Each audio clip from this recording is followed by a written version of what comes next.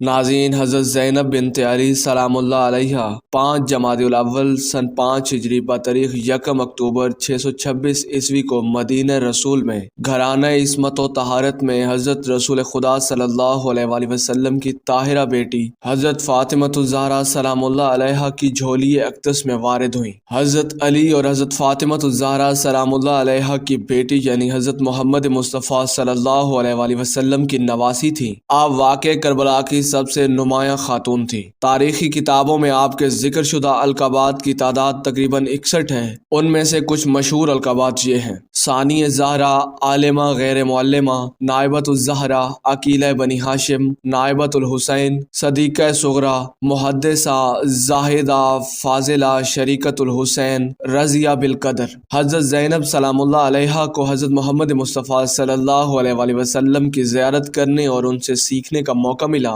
جب وہ 7 سال کی تھیں تو ان کے نانا حضرت محمد مصطفیٰ صلی اللہ علیہ وآلہ وسلم کا انتقال ہو گیا۔ اس کے تقریباً 3 ماہ بعد حضرت فاطمہ الزہرا سلام اللہ علیہ بھی انتقال فرما گئی۔ حضرت زینب سلام اللہ علیہ کی شادی حضرت عبداللہ بن جعفر طیار سے ہوئی۔ ان کے 5 بچے ہوئے، جن میں سے حضرت اون محمد کربلا میں حضرت امام حسین علیہ السلام کے ہمراہ شہید ہو گئے۔ دیگر 3 جناب عبداللہ، حضرت عباس اور جناب ام کلثوم ہیں۔ خود جناب زینب سلام اللہ علیہ کربلا میں موجود تھیں۔ آپ جیسی صابرہ اور دلیر خاتون تاریخ انسانی نے کبھی نہ دیکھی کہ جو حسین و عباس جیسے بھائی، اکبر و قاسم، علی اصغر و محمد جیسے بیٹے، حضرت حبیب ابن مظاہر جیسے نانا محمد کے صحابی اور بھائی کے اصحاب کو بچشم خود بے دردی سے شہید ہوتے دیکھا، مگر جب بات دین اسلام کے تحفظ پہ آئی تو آپ انتہا کے صبر اور دلیری سے کمر بستہ ہوئیں اور مقصد حسین کو دربار و بازار شام میں ایسی عظیم فتح دلائی کہ مورخ یہ لکھنے پہ مجبور ہوا کہ آپ محافظہ مقصد کربلا ہیں۔ آپ کو تاریخ نے فاتح کوفہ و شام لکھا۔ دربار یزید میں آپ کے لہجہ مرتضیٰ میں خطبے نے یزید کے دربار کو لرزا کے رکھ دیا۔ ناظرین، حضرت زینب سلام اللہ علیہ کے اس عظیم الشان خطبے کو بیان کرنے سے پہلے مختصراً آپ کی عصمت و طہارت اور صبر و شجاعت کی عظیم المرتبت داستان یقیناً آپ کے ایمان کو منور کرے گی۔ حضرت زینب سلام اللہ علیہ عصمت و طہارت کے مقام انتہا پہ فائز تھیں، مگر دفاع اسلام کے لیے آپ کی لازوال قربانی سے آپ محافظہ اسلام اور فاتح کربلا و شام کے القابات سے مشہور ہیں۔ آپ کی عصمت کا مقام یہ تھا کہ جب شہر مدینہ ابھی پرامن تھا اور امت اس قدر سنگ دل نہ ہوئی تھی کہ احترام اہل بیت بھول گئی ہو، آپ نے ایک مرتبہ اپنے بابا حضرت شیر خدا حضرت علی علیہ السلام سے فرمایا، بابا دل چاہتا ہے نانا محمد کے روضے کی زیارت کروں۔ تب حضرت مولا کائنات علیہ السلام نے فرمایا، زینب ابھی چاندنی راتیں ہیں، زینب تاریک راتوں کا انتظار کرو۔ ناظرین، روایات بتاتی ہیں کہ جب تاریک راتیں آتی تو آپ زیارت مصطفیٰ کے لیے تشریف لے جاتی۔ آپ کے فاتح خیبر شیر خدا بابا بھاگ بھاگ کے روضہ رسول کے چراغ بجھاتے۔ آپ پوچھتے نا کہ بابا چراغ کیوں بجھاتے ہیں؟ فرماتے، زینب بیٹا مجھ سے برداشت نہیں ہوتا کسی غیر محرم کی نگاہ زینب کے قدموں پہ پڑ جائے۔ ناظرین، 3 جمادی الثانی 11 ہجری جب حضرت رسول خدا صلی اللہ علیہ وآلہ وسلم کی صاحبزادی حضرت فاطمہ الزہرا سلام اللہ علیہ کا وصال ہوا تو آپ کی وصیت کے مطابق آپ کو رات کی تاریکی میں مدفن کیا گیا۔ روایات تاریخی بتاتی ہیں کہ تب حضرت زینب سلام اللہ علیہ کی عمر مبارک چند برس تھی۔ آپ کے سر مبارک پہ پردہ شریعت بھی موجود تھا۔ نبی صلی اللہ علیہ وآلہ وسلم کی بیٹی کا جنازہ مدینے کی گلیوں میں تھا۔ حضرت علی علیہ السلام کی آواز بلند ہوئی، حسن من ہے یا تحت الجنازہ؟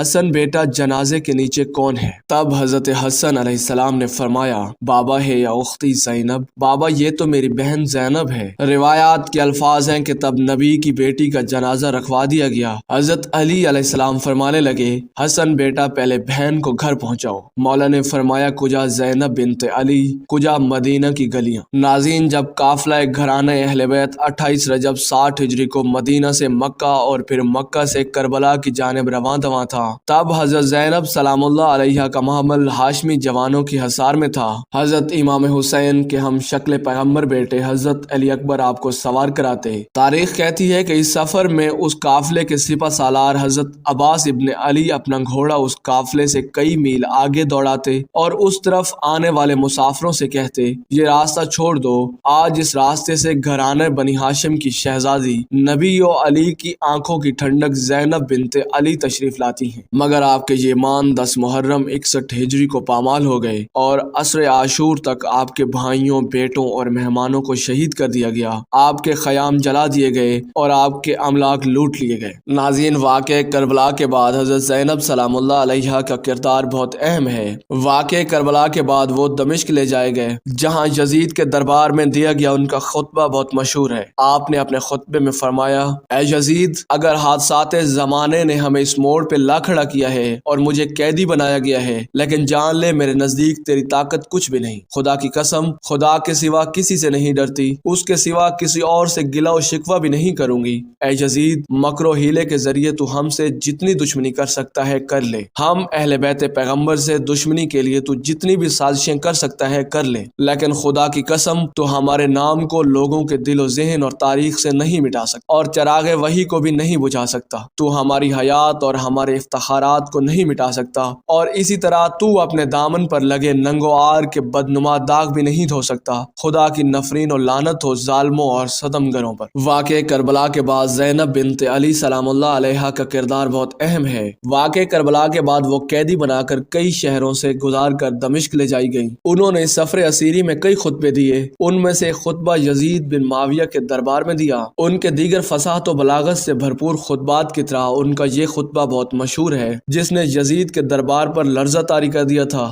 یزید کی محفل میں جب حضرت زینب سلام اللہ علیہا کی نظر اپنے بھائی کے خون آلودہ سر پر پڑی تو انہوں نے جو غمناک آواز میں فریاد کی جس سے سب لوگوں کے دل دہل گئے، آپ نے فرمایا: اے حسین، اے محبوب خدا، اے مکہ و مینا کے بیٹے، اے فاطمۃ الزہرا سیدۃ النساء العالمین کے بیٹے، اے محمد مصطفیٰ کی بیٹی کے بیٹے۔ پھر یہ معروف خطبہ دیا جس نے دشمن حسین کے مقاصد کو خاک میں ملا دیا۔ راوی اس واقعے کو نقل کرتے ہوئے کہتا ہے: خدا کی قسم، بی بی زینب کی آواز سے وہ تمام لوگ رونے لگے جو یزید کے دربار میں بیٹھے ہوئے تھے، اور یزید اس طرح خاموش بیٹھا ہوا تھا جس طرح اس کو سانپ سونگھ گیا ہو۔ یزید نے خیزران کی لکڑی لانے کا حکم دیا، پھر یزید نے اس لکڑی کو امام حسین علیہ السلام کے لبوں اور دانتوں پر لگایا۔ ابو برزہ اسلمی جو صحابی رسول تھے وہ وہاں پر موجود تھے۔ اس نے یزید کو مخاطب کر کے کہا: اے یزید، کیا تو اس چھڑی سے فرزند فاطمہ کے دندان مبارک پر مار رہا ہے؟ میں نے اپنی آنکھوں سے دیکھا ہے کہ پیغمبر اکرم حسین اور ان کے بھائی حسن کے لبوں اور دندان مبارک کو بوسہ دیتے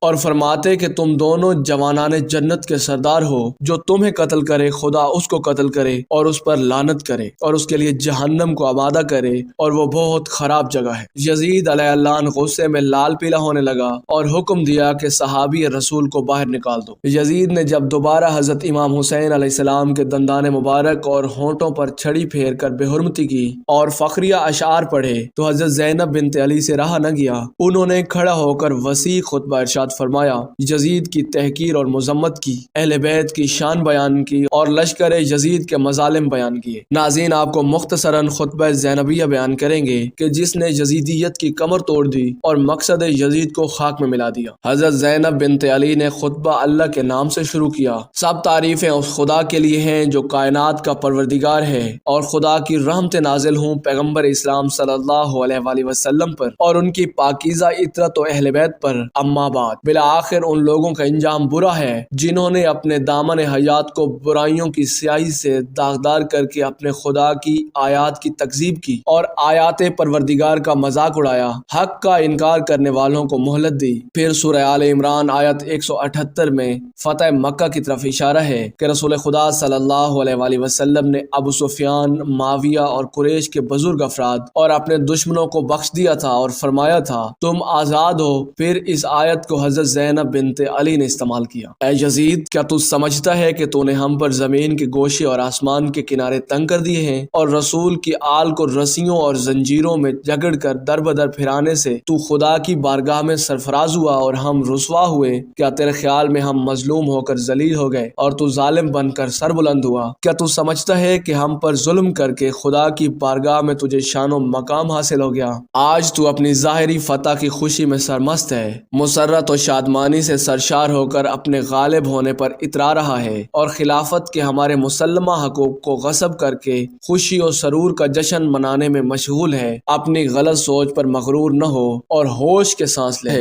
کہ حق کا انکار کرنے والے یہ نہ سمجھیں کہ ہم جو انہیں مہلت دیتے ہیں ان کے حق میں بھلائی ہے۔ ہم انہیں مہلت اس لیے دیتے ہیں کہ وہ گناہ میں زیادتی کریں اور ان کے لیے خوار کرنے والا عذاب ہے۔ اے طلقاء کے بیٹے، کیا یہ تیرا انصاف ہے کہ تو نے اپنی مستورات اور لونڈیوں کو چادر اور چار دیواری کا تحفظ فراہم کر کے پردے میں بٹھا رکھا ہے، جبکہ رسول زادیوں کو سر برہنہ در بدر پھرا رہا ہے؟ تو نے مخدرات عصمت کی چادریں لوٹ لی اور ان کی بے حرمتی کا مرتکب ہوا۔ تیرے حکم پر اشقیاء نے رسول زادیوں کو بے نقاب کر کے شہر بشار پھیرایا۔ اے یزید، یاد رکھ کہ خدا آل رسول کا تجھ سے انتقام لے کر ان مظلوموں کا حق انہیں دلائے گا اور انہیں امن و سکون کی نعمت سے مالا مال کر دے گا۔ خدا کا فرمان ہے کہ اور جو لوگ اللہ کی راہ میں مارے گئے ہیں انہیں مردہ نہ سمجھو بلکہ وہ زندہ ہیں، اپنے رب کے ہاں سے رزق دیے جاتے ہیں۔ افسوس اس بات پر ہے کہ شیطان کے ہم نوا اور بدنام لوگوں نے رحمان کے سپاہیوں اور پاک باز لوگوں کو تحقیق کر ڈالا ہے، اور ابھی تک اس شیطانی ٹولوں کے ہاتھوں سے ہمارے پاک خون کے قطرے ٹپک رہے ہیں۔ ان کے ناپاک دہن ہمارے گوشت چبانے میں مصروف ہے، اور صحرا کے بھیڑیے ان پاک باز شہیدوں کی مظلوم لاشوں کے ارد گرد گھوم رہے ہیں، اور جنگل کے نجس درندے ان پاکیزہ جسموں کی بے حرمتی کر رہے ہیں۔ تو جتنا چاہے مکر و فریب کر لے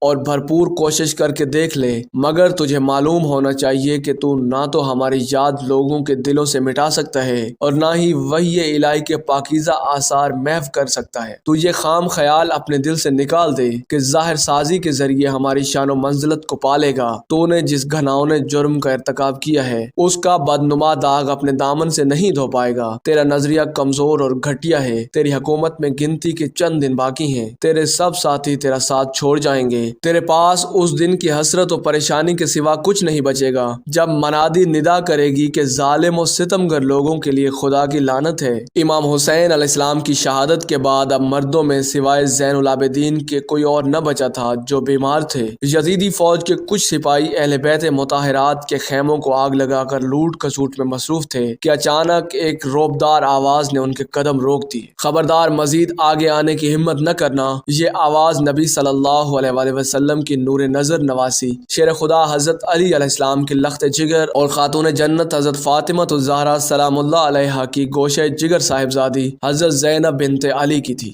میدان کربلا کی اس شیر دل خاتون کو تاریخ زینب کے نام سے جانتی ہے۔ کربلا کے واقعے کو زندہ و جاوید بنانے میں حضرت زینب سلام اللہ علیہا کا کردار اہم تھا۔ بی بی زینب سلام اللہ علیہا کی بے مثال کردار اور قربانیوں سے تاریخ کربلا روشن نظر آتی ہے۔ کربلا کی اس مثالی خاتون نے یزید کی ظالم حکومت کے مقابلے میں اپنے معصوم بچوں کو بھوک پیاس کی شدت سے بلکتا ہوا دیکھنا گوارا کیا، یہاں تک کہ اپنے بھائی اور شوہر کو بھی راہ خدا میں قربان ہوتے دیکھا، لیکن رسول اللہ صلی اللہ علیہ وآلہ وسلم کے دین کی کشتی انسانیت کو ڈوبنے نہیں دیا۔ سیدہ زینب علی و فاطمہ علیہ السلام کی بیٹی ہونے کے ساتھ ساتھ صحابیہ رسول بھی تھیں، اور آپ سے بہت ساری احادیث بھی نقل کی گئی ہیں۔ آپ نہایت ہی نیک صفت، فراغ دل اور متقی خاتون تھی۔ آپ نے شب بیداری اور نماز عاشورہ کی راتوں کو بھی ترک نہ کیا تھا۔ روایات ہیں کہ جب 10 محرم 61 ہجری کو اپنا کنبہ ذبح کرانے کے بعد آپ اسیر ہو کے کوفہ و شام کی مسافرہ ہوئیں تو مشکلات کے ان المناک طوفانوں میں بھی آپ نے کبھی نماز شب تک قضا نہ کی۔